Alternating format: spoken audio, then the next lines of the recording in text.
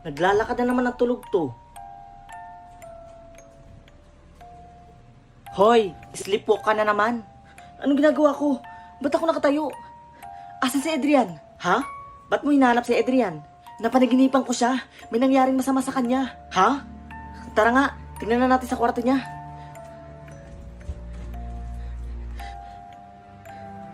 Adrian! Last night si Kids. Ngayon si Adrian naman. Sinong gumagawa nito?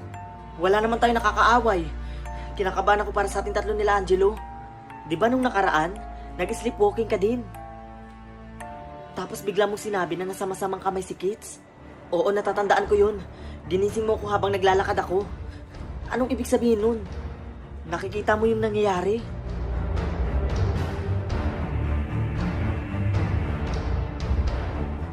Kailangan ko mag-set up ng camera dito. Kailangan namin to pang protection sa bahay. Tsaka dito.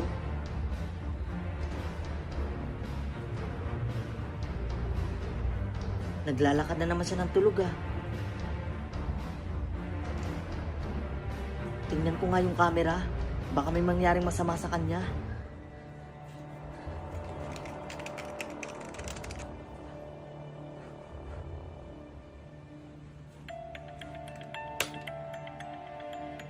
Ha?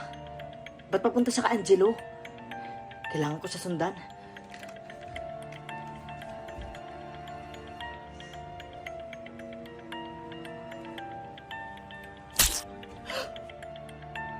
Ikaw? Angelo?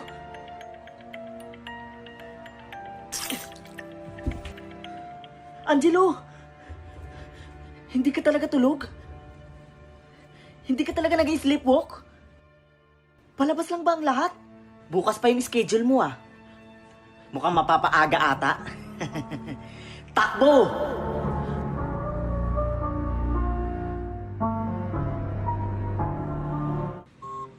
Ay, ang boring naman. Oh, pre. Ano nangyari sa itsura mo? Ah, wala pre. Naboboring lang ako kasi wala man lang akong makachat dito, makausap man lang. Ano ba yan, pre? Naku, may solusyon ako dyan sa problema mo. Ha, talaga? Ano yun? I-download mo na ang OFO app. Ha? OFO app? Oo, pre. Alam mo ba sa OFO app, marami kang pwedeng makachat at hindi ka maboboring doon. At higit sa lahat, marami kang pwedeng maging kaibigan doon. Talaga? At ito pa, pre ha, maraming magaganda at pogi doon. Malay mo, doon ka na makahanap ng destiny mo. Wow! Ang ganda naman ng OFO app na yan. O, ano pang iniintay mo?